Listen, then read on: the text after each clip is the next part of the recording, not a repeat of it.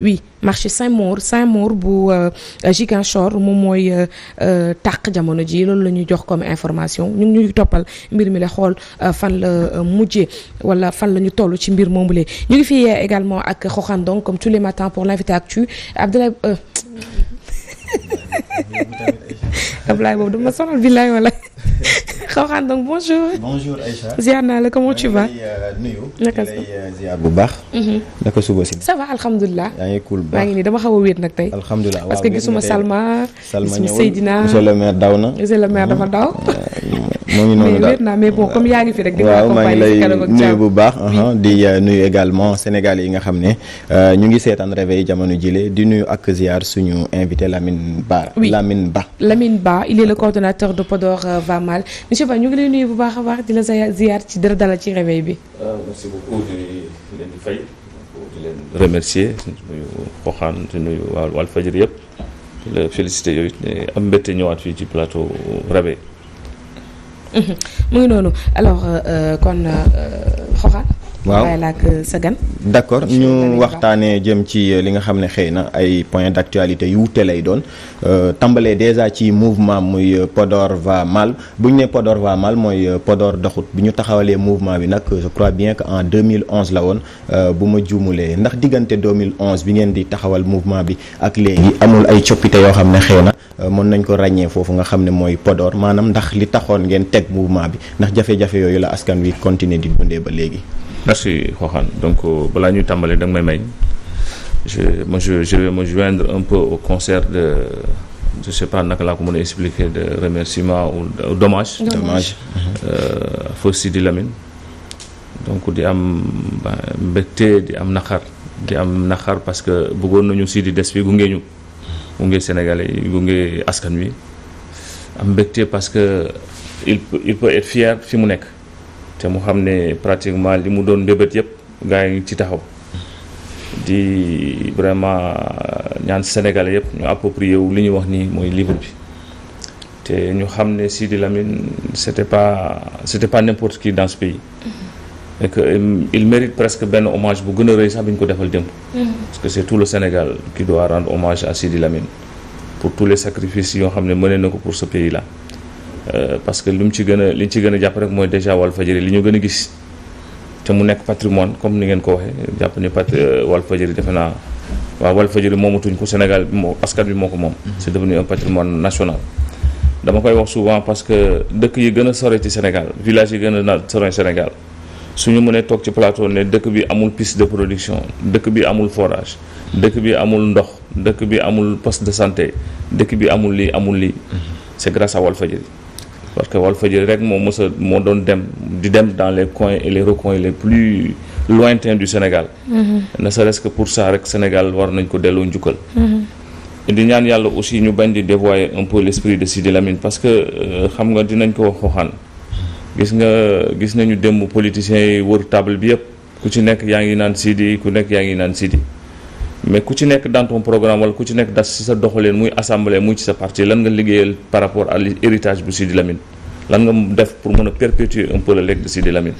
parce que li mu gën a bind li mu gën a wax ça va presque ci côté démocratie ça va ci côté pour nguur ça dem ci côté ni ñuy yore état ni ñuy traité askan wi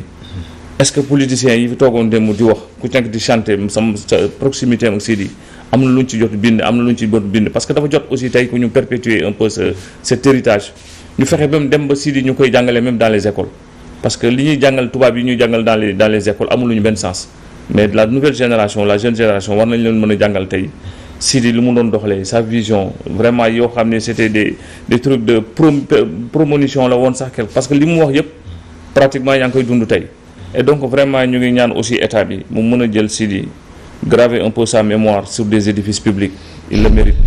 à ce que ñu jël lu am solo ci Sénégal tuddee ko Sidi Lamine comme ni ñu koy tuddee ñeneen avenue yi ñuy jël route yi ñuy jël di ko tuddee soit ay tubaab wala di ko tuddee ñoo xam ne liggéeyu lu ñu Sénégal loo xam ne presque Sidi liggéey na ko donc dafa jot à ce que l'État puisse prendre ses responsabilités par rapport à ça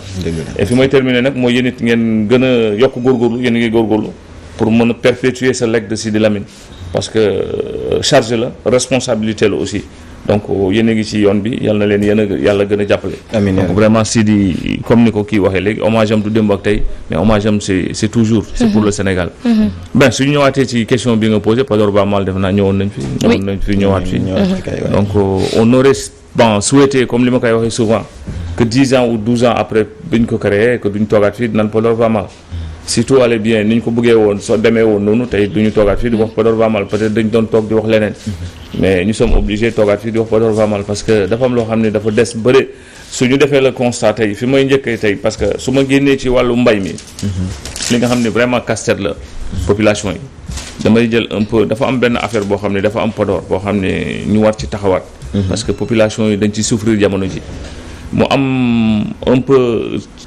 soo xoolee peut-être depuis quelque temps ñu ngi doon jooy fii ci Sénégal di organiser ay marches avec votre consoeur là comment il s'appelle Ndour di wax ci waxu woyafal que dafa metti électricité bi dafa metti mais c'est encore pire dans le Fouta c'est encore pire dans le Fouta parce que dafa am dama ciy dut baaraam tey dafa am société bu tudd Comacel ngeen baal ma ci publicité bi compagnie maroco-sénégalaise boo xam ne dañ ko jox concession depuis 2008 2009 du temps d'Abdoulaye Wade moom mooy fournir un peu l'électricité dans des villages un peu dans le département de Podor et que population yi sonn nañu et dafa jot aussi que ñu jël ci seen i responsabilité parce que xooxaan est-ce que mën nga imaginer tey nga nekk ci Sénégal bokk ci Sénégal Sénélec nekk fi mais Sénélec du la fournir électricité mais ay Marocains ñoo lay fournir électricité boo xam ne c'est vrai que xaw nañu soppi tuuti mais gënoon na metti ba tey des na parce qu'ils avaient prévu de changer les compteurs depuis décembre 2022 mais ba léegi dafa des dans des villages yoo xam ne ba léegi moom la ñu utiliser exemple mu ndaw bi ma siy joxe rek mooy que soo amee seen compteur yooyu commencé di joxe dafa am lu ñuy tuddee recharge mensuelle obligatoire. ok si misaal mooy soo jëlee le premier nga tu es obligé nga dugal 7500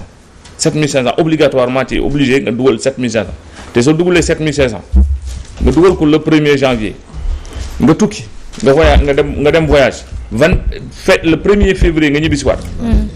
nga consommer nga bañ a consommer da ngay fay. ah oui nga consommer nga bañ a consommer da ngay fay. loolu la population yi di dund un peu dans le département de Podor loolu aussi dafa jot aussi que gars yi bàyyi ci xel ñu jéem a xool naka lañ leen mën a aligner comme woyofal comme tous les Sénégalais parce que si lañ bokk population yi souffre nañu ñu metti na et puis ñu ngi ciy jooy ñu ngi interpeller un peu Comacel pour que mu bàyyi ci xel ñu mën a soppi loolu dafa nekk loo xam ne cri de cœur la un peu dans le département de Podor suñu jëlee un peu mbay mi kooku moom on ne le dira jamais assez parce que ba fii may wax ak yow xooxaan li ci gën a jàmp génne nañu campagne contre saison boo xam ne dara baaxul ils sont obligés de refaire autre chose ñu ngi demaat ci campagne boo xam ne ils attendent les financements alors que pendant ce temps le président Macky Sall le gouvernement chantait souveraineté alimentaire ñu ngi chanter vraiment l'émergence à travers la souveraineté alimentaire mais ba léegi les gens ont des problèmes pour mën a bay ils attendent des financements de la banque pour mën a dem campagne loolu aussi dafa nekk loo xam ne war nañ ko mën a teg ci table bi gars yi wax ci gars yi jooy ci globalement daal su ñu jëlee un peu c'est l'agriculture qui pose problème c'est un peu sur le plan social aussi les gens sont très fatigués dund bi ñuy dund à Dakar du ko dund dans les régions moo c'est pire encore dans ces zones les plus reculées donc aussi pour un peu faire le constat de mais lan ngeen jàpp concrètement moo waral mbir yi mënul am coppite ndax 2011 ba léegi ay at yu bëri la bu fekkente ne li ngeen doon joytu 2011 ba léegi moom ngeen wéy di joytu kon il y a problème quelque part. non il y a plus que problème c'est un manque de volonté rek il y a un manque de volonté parce que su amoon volonté tey du ñu toog au moment bu ñuy toog nii 21e siècle du jooy un peu des campagnes yoo xam ne c'est des campagnes à échec répété c'est-à-dire c'est des campagnes yoo xam ne répétitives à échec yoo xam ne état bi jëmu ci def dara pour que mën a soulager un peu les paysans pour mën a soulager béykat yi pendant ce temps ñu ngi chanter un peu la souveraineté alimentaire c'est-à-dire que moom la ñu mën a wax contradiction boobu la ñu mën a fii ñu wax nii jamono ji ñu wax nii les paysans qui sont dans cette zone ñoom ñëpp ils attendent le comité de crédit au niveau de la banque pour que mën leen financer ñu dem campagne ils attendent et on leur demande de remboursement à 100% pour que ñu mën leen financer waat ñu ngi génn campagne contre saison bi ñu génn le DG de la SAED l'a dit bi premier ministre ñëwee dans à Richard Toll wax na ko c'était une campagne à échec parce que oiseaux granivores yi yàq nañ ko ndox mi dugg na inondation bi dugg na pour des gens par exemple pour benn GIE bu waroon retrouver avec 70 ou 75 sacs tu te retrouves avec 15 sacs donc c'est la catastrophe boobu la les gars dund et si on ne fait pas attention on risque vers une famine. C'est ça le danger un peu suñu demul campagne les gens vont vers une famine.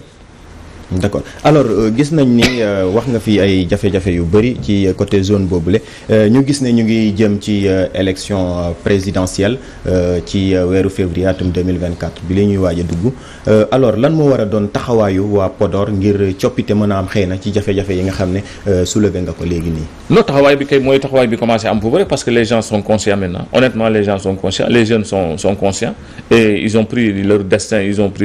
en main maintenant. Ils sont conscients que tey xam nañu c'est à eux de faire leur destin, c'est à eux de faire leur avenir. te ñoom ñooy def le choix et j'ose espérer qu'ils feront le bon choix. Là moom c'est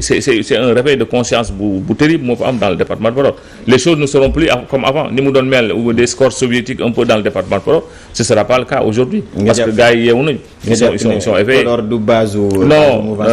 ça c'est dépassé maintenant. Ça je peux vous le garantir. Est-ce que mënoon nga imaginer Podor? Je donne un exemple.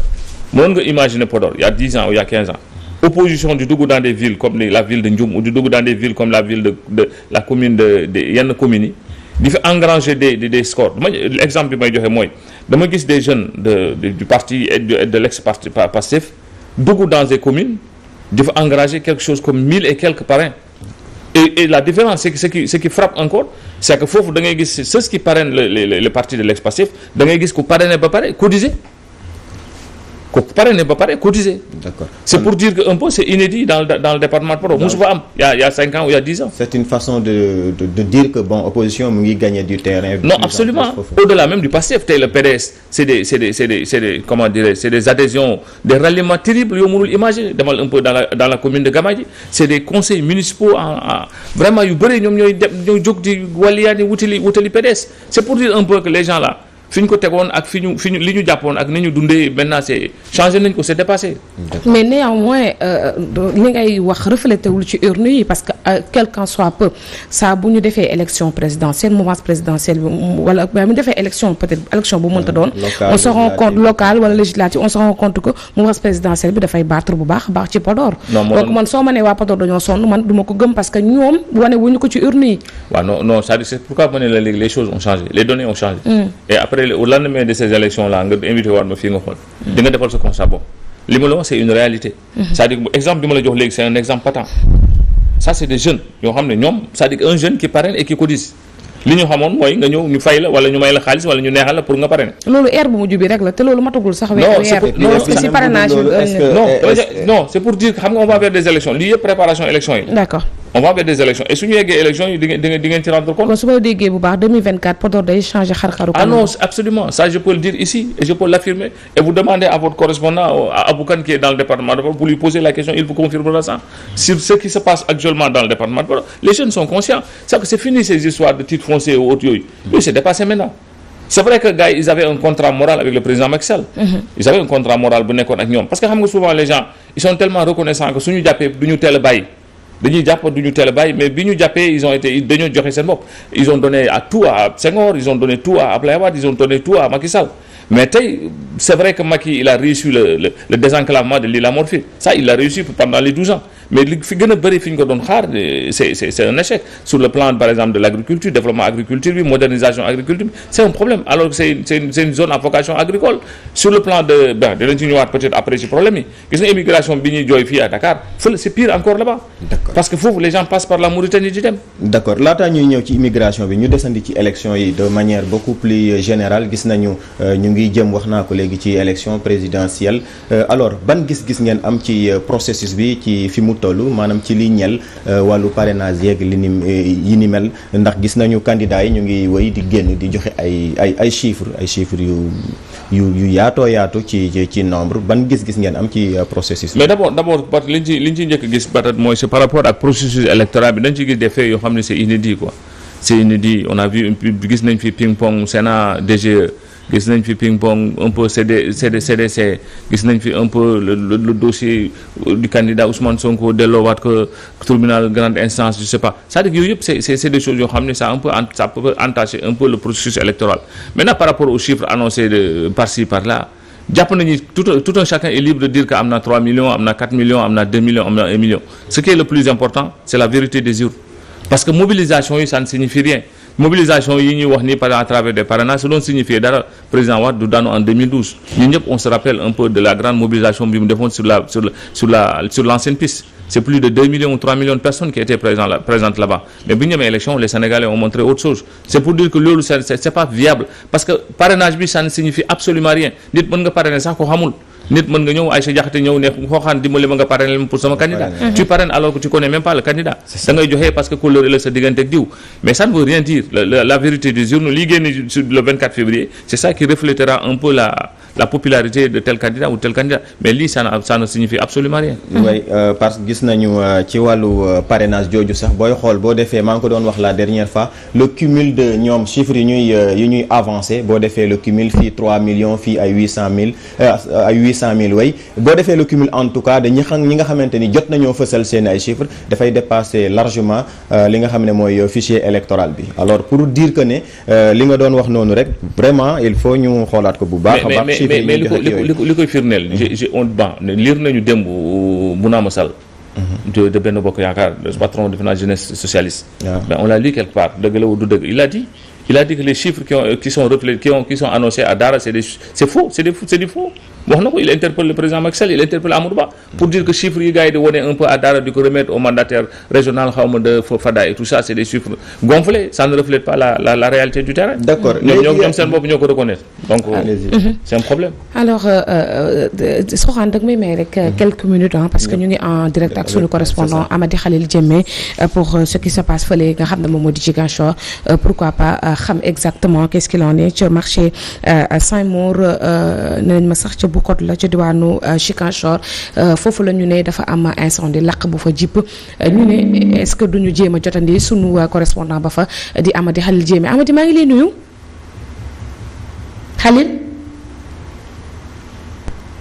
Amady Khalil Diémé nekk sunu correspondant bu ñu teewal ca diwaanu Ziguinchor jamono ji nag ñuy àddoo ngeen di teewlu nee nañu dafa am lakk gu métti gu am ci marché Saint-Maur Amady Khalil. Oui. Khalil bonjour.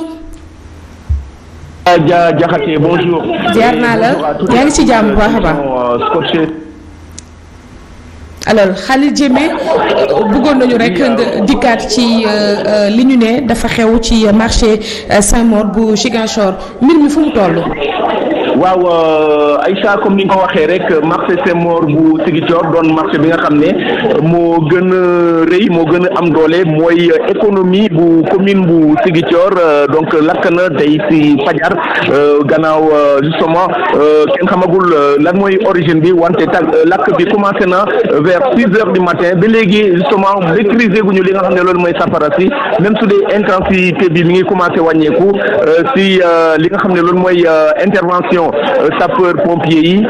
mais tamit ay jigéen ñi nga xam ne ñoom ñooy liggéey ci marché bi ñoom mab mobiliser wu di indi ay panne ndox di ko jox ñi nga xam ne ñoom ñooy volontaires yi pour mun a maîtriser li nga xam ne loolu mooy safara si dégâts yi pour le moment bëri na lool ci biir parce que marché kii lakk bi fu mu commencé daanaka ci xolu marché bi la ci biir fi nga xam ne cantine yi foofu la gën a bëri te cantine yu am solo foofu la lakk bi commencé fu mu ne nii sapeur pompier yi ak seen matériel amuñu accès directement à l'intérieur donc daanaka loolu tax na sax bi léegi mu tardé li nga xam ne loolu mooy maîtrise safara fi nga xam ne mi ngi continuer di avancer ci biir marché bi ñi ngi ci àll yi fi nga xam ne c'est le sauf qui peut ñi nga xam ne ñoom ñoo nekk ci cantine yi yor ay cantine yi nga xam ne donc sécuriser na pour le moment ñi ngi koy génnee di ko gën a sécuriser donc c'est en tout cas une forte confusion mi nga moo am fii ci marché Saint-Maur bu Ziguinchor ku ne marché Saint-Maur bu Ziguinchor comme ni ma la ko waxee rek mooy marché bi nga xam ne moo gën a am doole fii ci Ziguinchor nekk ci xolu Ziguinchor ci xolu commune bu Ziguinchor fa la marché bi nekk donc moo tax rek population yi gën nañu fu ne ñëw fekkee li nga xam ne loolu mooy lii ku nekk di dugal loxoom ñii di jàppale ñi nga xam ne ñooy rawle seen bagage yi ñii di jàppale di indi ndox pour mun a justement permettre ñu maîtriser lu gaaw a gaaw li nga xam ne loolu mooy safara si nga xam ne ba léegi mi ngi wéy donc mu doon li nga xam ne jaaxal na te suñu fàttalikoo rek yàggul loonu beneen marché bi nga xam ne mooy marché yu gën a am doole si Ziguinchor moom lakkoon na ba léegi commerçant yi ñu ngi yàkkamti pour retrouver li nga xam ne loolu mooy seen cantine ak seen marché gannaaw ñu ngi koy tabax mais c'est toujours justement ay promesses yi nga xam ne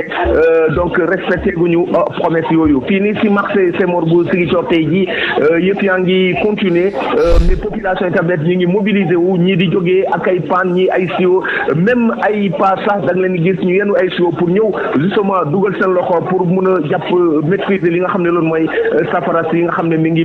ngi consumer li nga xam ne loolu mooy marché bi ay sa métti na surtout ñi nga xam ne ñoom ñoo nekk di lakkle seen bagage yi di nga gis kuy jooy mu xalaat xam naa lu mu dépenser lu mu génnee si xaalis pour investir mu daal di tuur rongoñ loolu yëpp wane na justement ampleur bi nga xam ne donc lakk-lakk bi mu ngi koy jël fii si Ziguinchor Aïcha métti na lool wante dinañu taxaw fenn rek mooy si matériel ñi nga xam ne ñoom ñooy sapeur pompier yi jël na ñëw gaa wante justement ba tey en tout cas ils ont du mal à maîtriser li nga xam ne loolu mooy incendie bi soo xoolee tuyaux yi nga xam ne yooyu la ñuy utiliser dañuy am ndox buy échappé donc loolu mooy lu ñuy ñaax rek mooy donc suñu soldat du feu yi dañ nar a am équipement bi nga xam ne bu adéquat pour mun a maîtriser situation yu mel nii heureusement lii fajar donc ñu ngi si bëccëg loolu day atténuer su dee guddi la comme nu muy amee feneen rek day gën a métti moo tax fii am na secteur yi nga xam ne amagul laalagul nañ xalaat ni secteur yooyu peut-être ils seront sauvés à cause justement de la situation du jour wante Aïcha métti na lool soo gisee nit ñi ni ñuy waaxoo ñi di dem ñi di ñëw ñi donc di jéem a rawale seen bagage yi métti na lool fii si Ziguinchor Aïcha soo amul laaj. nga goog jaajëfal la bu baax a baax Amady dafa mel ni kenn ñàkku ci bakkanam pour le moment mais daal perte yi bari na trop. waaw kenn ñàkku si pour le moment déggaguñu dara lu mel noonu wante perte yi métti na lool foo xoolee si biir lu lakk nga gis mesurer un peu justement cherté bi loolu am rek nga xam ni lu lakk ci biir métti na lool donc conséquences yi au niveau matériel ça sera très douloureux justement pour commerçants yi nga xam ne soo xoolee seen kanam nga xam ni ñi sonn nañ lool te jaaxle nañu Aïcha Diakhaté. oui merci Amady Khalil Diémé nekk sunu correspondant bu ñu teewal foofule ci diwaanu Ziguinchor doon revenir un peu sur ce qui s'est passé depuis ce matin muy rek lakk gi ca marché Saint-Maur bu Bukot nekkee ca diwaanu Ziguinchor ñuy wax le nag lakk googule mën nañ jàpp ne 2 heures de temps ba tey maîtriser guñu ko ndax 6 heures ba tey la lakk gi commencé li ci gën a métti tamit te jéggi dayo mooy ne ci digg marché bi xolu marché bi la dooree te accessibilité bi day doon lu jafe ndax nee na sapeur ñëw nañ naam mais ngir dugg ba ci biir mën a maîtriser fa bi moo nekk ay jafe-jafe ba soxna ya fa ñoom ñooy utiliser seen i ndox ngir jéem a fay lakk gi ak lu ci mën a am ni ñu ko expliquer nii nur na lu métti lool ndax am na ci ñoo xamante ne sax ñu ngi gëmm seen bët di jooy ndax xëy na investissement dafa métti nga teg sa koppar gu takku daal di teg sa cantine sol ci sa marchandise nga gis ko nii muy partir en fumée lu métti la ñu ciy xalaat bu baax a baax sinistré vraiment ci diwaanu Ziguinchor mais également di ci bàyyiwaat sunu correspondant bi la di Amady Khalil Diémé mu toppalaat ñu boobu lépp xibaar xool mbir mi fan lay mujjee ca Ziguinchor donc information bi mooy marché Saint-Maur bu Ziguinchor jamono ji mu ngi lakk gu métti moom mooy l'information bi nga xamante ni sunu correspondant moo ñu ko daal di yeggee jaajëfal bu baax a baax Moustapha Diop mi nga xam ne ni moom moo ñu yeggee également xibaar boobu la ngir ñu toppandiko kon ñu ngi garder la en repérage rek Serigne ak sa complicité ñu garder en repérage Amady Khalil Diémé lu ci jotandi ci xibaar rek nañu jël dabu ñu ba fii rek ñuy pare li nga xam ne moom moo di réveil bi alors Xoxaan ñu bàyyi la nga poursuivre. waaw ñu poursuivre gis ne jànk ci wàllu processus électoral bi la ñu doon wax na naam que ne liy reflété wu ci urne yi loolu dëgg-dëgg moom la ñu war a xaarandi. ba xam mais balaa urne yi dafa am foo xam ne xëy na mbir yi dafa war a jaar mu ci mel ni processus wax naa ko léegi parrainage bi li ci mel ni candidat yi war a bokk ak ñi warul bokk. ban gis-gis nga am ci doxalin bi dox entre diggante parrainage bi ba léegi ci wàllu processus électoral ban gis-gis nga ci am est-ce que am nga confiance que ne élection yi ñuy dem xëy na dinañ transparente non ça d'abord dañuy masawu comme ni ko Aïcha waxee les commerçants wu marché boobu bi nekk Ziguinchor di rappeler un peu la la lancinante question de la gestion des marchés rek loolu rek lay posé waat encore malheureusement c'est toujours les mêmes cas c'est devenu récurrent un peu marché bi lakk na qu'est-ce que les mairies qu'est-ce que l'État a fait pour parer à ces éventualités c'est dommage parce que c'est le bas peuple rek ñoo ciy trinqué encore commerçants yi ñoo ci perte di courir derrière des dédommagements yoo xam ni kenn xamul nu muy demee maintenant comme ni nga wax par rapport ak processus électoral mooy li ma wax léegi rek parce que tu sais xam nga xel mënul bañ a tey ci processus bi déjà gis nga l'histoire de la Sénat ce qui s'est passé à la Sénat avec les fiches de parrainage gis nga ce qui s'est passé à la CDC gis nga ce qui va se passer avec le parrainage l'esprit du parrainage c'est bien c'est beau ñëpp tout le monde est d'accord que filtre la mais à la limite loo xam ne contrôler woo ko maîtriser woo ko soo ci demee aussi c'est à tes risques et périls c'est pour dire que rek quelque part à un moment donné le processus risque d'être biaisé un peu dans la tête des Sénégalais parce que dafa am loo xam ne soo ko jëlee nga jàngat ko rek day am problème parce que comme je l'ai dit c'est inédit un peu dans l'histoire politique du Sénégal des gens yoo xam ne une décision de justice génnie remettez-lui ses fiches de parrainage la Sénat invité la DG joxe argument que comme il n'est pas sur les listes électorales bon nga demaat CDC déposer ñu jox la sa quittance ou je sais pas ce qui rappelé waat la pour dire viens reprendre ton chèque alors que loolu xam ne du prérogative u CDC du seen prérogative donc ki war a nekk candidat ki dul nekk candidat c'est le seul organe habilité à ça c'est le Conseil constitutionnel maintenant il faudra que l'opposition aussi jël ses responsabilités les potentiels candidats jël ses responsabilités par rapport à ça. Voilà, si loolu laa doon bëgg a wax parce que tey jii processus bi ñun citoyens yi mënuñu ko xeexal kenn seuls les candidats ñoom ñoo war a mën a xool kan mooy tëgg élection yi kan moo yor fichier yi kan mooy seetu lii kan mooy seetu lii ñoom ñoo war a xool kan moo war a mën a doon seen arbitre mais mënoo toog nga seetaan mbir mi muy dox nii yow nga xam ne am na ay lënt-lënt parce que ce qui s'est passé à la DGE ñëpp ñoo koy décrier mais c'est pas aux Sénégalais de combattre ça ñoom ñi nga xam ne ñoom ñooy potentiel candidat ñoom ñoo ci war a jóg li xew Sénat gis nañ ko te ba tey ñoom waxuñ ci dafa mel ni dañ ci afan xaw ma dañoo impuissant face à ça gis nañ également CDC situation boo ko tënkee noonu da ngay gis ne que ñun mënuñoo xeexal ñoo xam ne xeexuñu. mais justement day rappeler un peu ce que Sidi Lamine a dit. oui damay début je pense que am na kenn ku ko wax sama juumul pour dire que Sidi Lamine les avait avertis par rapport au parrainage en 2019. Bon en 2019 xam nga 2000 je sais plus fàtte naa te am na kenn ku ko wax démb ci ñi doon jël micro pour dire Sidi les avait avertis par rapport à ça. c'était en 2018 bi ñu koy voté. waaw 2018 bi ñu koy voté teguñ ci 4 mois moom mu décédé. mais la réalité c'est qu'en réalité dans l'opposition il y a des gens yoo xam ne lii ça les arrange. ah oui daa leen arrangé c'est-à-dire que pour que telle personne tel candidat bañ a bokk dafa am ñoo xam ne daf leen arrangé man jàpp naa ne ku mu ci daloon ci ñoom danoon fekk yaa ngi xar sa tànk tubéy mais c'est quelque chose ça à part c'est au bout des lèvres dañuy def ay communiqué mais c'est pour dire que ça arrange certains parce que diw bañ a dem da leen di arrangé ñoom c'est la réalité du leneen affaire bi yëpp question d'hypocrisie la rek du leneen amul beneen affaire loo ko mën jàngat mais sinon il aurait dû se mobiliser bi ñu créé ay front d'inclusivité de la xaw ma je sais pas quelque chose comme ça c'est pas loolu yëpp du solution bi mais tant que defuñu benn say ñoom ñëpp ñu bokk xaccandoo dóorandoo pour xam ni c'est le même objectif lii su dalee diw mën na dal diw ëllëg mais c'est ça la réalité sénégalais yi mënuñu xeexal kenn comme ni ko ay waxee ñun li ñuy xaar daa mel ni loolu moo tax ñu teg en place le FIT bi ban gis-gis nga am ci FIT boobu non tegoon nañu fi F24 tegoon nañu fi M2D tegoon nañu fi yëpp yooyu yëpp c'est des trucs bon amul benn sens ça n'a pas de sens li am solo c'est d'aller sur le terrain se battre pacifiquement démocratiquement pour lutter contre ces choses là loolu rek mooy wax mais tout c'est en fait damay jox benn exemple mënoo créer FIT ba pare nga demander le report des élections c'est un peu contradictoire ci sama xalaat. FIT mooy engager la bataille jéem a wane suñu bopp ci à ce moment. soo jëlee quel bon bëgguma tudd tur. tu engages le front de l'inclusivité et de la transparence pour dire que tu vas combattre ça da nga dem xeex da lay jaral lu ne nga dem xeex mais au même moment tu demandes à ce que ñu reporter les élections c'est contradictoire c'est-à-dire mënoo nekk ci loolu ba pare nekk ci leneen c'est pas possible mooy li ma la wax rek c'est-à-dire c'est l'hypocrisie de certains leaders de certaines personnes maintenant sénégalais yi ils sont conscients de ça ñun lu ñu am li ñu mën mooy li ay choix le 24 février les gens vont aller faire leur choix. d'accord alors ci processus ba léegi ñu gis ne candidats yi ñu ci bëri ñu ngi dem ngir daje ak askan wi mën a collecter li nga xam ne moo di parrainage bi mais ci loolee dañu gis ne disons ay cortège ay caravanes yu bëri dañ leen di dal di arrêter mal di disperser leen bu ci mujj je crois mooy bu Khalifa Babacar Sall ca Matam ban gis-gis ngeen am ci non c'est de l'injustice pure et dure xooxaan c'est-à-dire xam nga traitement d'inégalité warul am traitement d'inégalité par rapport à ça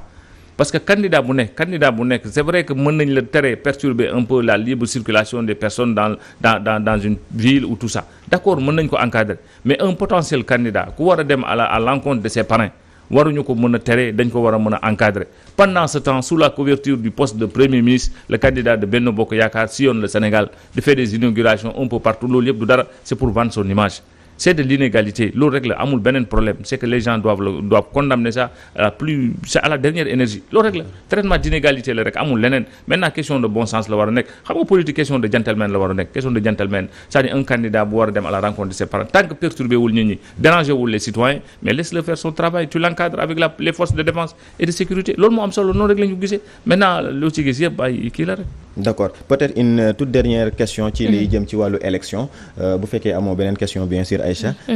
ñu gis ne moom dafa jiite ab mouvement Podor va mal. Est-ce que Podor va mal am na candidat bu muy accompagner déjà? Ah oui, donc on aura un candidat. Ça, on aura un candidat. Ay su jotee rek dinañ taxaw publiquement def notre point de presse pour dire on soutient tel candidat. Da ngeen di xaar le filtre du parrainage ba pare. Non, c'est pas par rapport au filtre, on attend de voir les programmes. da ngeen bon. Jusqu'au moment où nous parlons. Non, programme moom tënku na ba pare. te programme moom monsieur Ba tënku na ba pare. Affaire bi du question de programme. Oui. kuñ fi gis laaj la. La dernière fois defe naa fii lañ ko defe naa Walf laa ko seetaanee candidat bi ñu laaj programme dafa ne non je pense fii la xam fan mu ne sama programme bëgguma ko joxe parce que su ma joxe dañu may copier. mais am na ñu jot a bind ay livres yoo xam ne seen ay programme ñu ngi ci génneel ma jox ma fi un candidat boo xam ne génnee na un programme programme sur ça sur l'agriculture par exemple wax ma jox ma exemple. non disons am na ñoo xam ne bind nañu ay livres boo xam ne dañ cee fësal seen ay loo xam ne comme Bougane Gueye Dany non c'est-à-dire le livre de Bougane Gueye Dany bind na boo xoolee le programme de l'autre là Aliou Sarr gis naa la dernière fois Abdourahmane Diouf programme ci ab livre la ko gis na ces vœux pieux là bu mu la nax un programme avec ces vœux pieux lii ñuy def yëpp c'est des vœux pieux concrètement kenn joxagul la fi décliné gul la benn vision claire sur la modernisation de l'agriculture, sur comment régler la question de l'agriculture, sur comment régler la question de l'emploi, sur comment régler la question de l'immigration clandestine, sur comment régler la question de la presse. jox ma rek kan moo si def concrètement un programme boo xam ne mën nga ko téye sa loxo nga ne lii loolu programme amul. ku dem ba bind livre la dernière fois bi ma ci mujjee gis c'est dans la semaine bi ñu génnee bu Alioune Sarr de Croix xaw ma Serigne xaw ma kan moo ma ko doon woon fale rédaction benn bouquin la mu def ci point yëpp ak kii am yëpp programme am yëpp damay ñëw rek léegi yéen est-ce que mën nañoo xaar ngeen ànd ak candidat bu mouvance présidentielle ndax gis nañ fi ñoom yaa ngi ko doon rappelé l'autre jour ñoom Fatoumata Ndiaye Fouta Tampi bi xëy dem ci plateau yi ba mu yàgg rek mu ne Fouta Tampani donc est-ce que mën nañu xaar yéen ngeen ànd ak Amadou Ba concrètement loolu mooy question bi c'est différent xam nga c'est différent parce que Fatoumata Ndiaye Tampi une sœur ma ngay nuyu au passage c'est-à-dire Fouta Tampi c'est un slogan bokkul ak mouvement Podor va mal c'est depuis 2011 xam nga li ñu traversé bokkul ak li Fouta Tampi traversé quand c'était un slogan c'est différent peut-être yéen a gën a yàgg ci constance et mais ñun honnêtement ñun Podor va mal nous sommes pas convaincus par Amadou Ba il n'est pas notre candidat et puis nous sommes pas convaincus par lui par son programme parce que amul programme. Ok. Qu'est-ce qu'il te dit? C'est le programme de Macky Sall lay continuer. Il te parle de continuité. Continuité dans quoi? C'est pas notre candidat. kon def ngeen croix ci boobu. Non, c'est pas notre candidat parce que il ne nous convainc pas. Convaincre ñu. Quelqu'un qui s'est jamais battu pour le Sénégal. Tu l'as jamais vu dans aucun combat démocratique de ce pays. gisuma ko koo xam da nga topp ñu yàggal mais Podor am na ñu fa convaincre.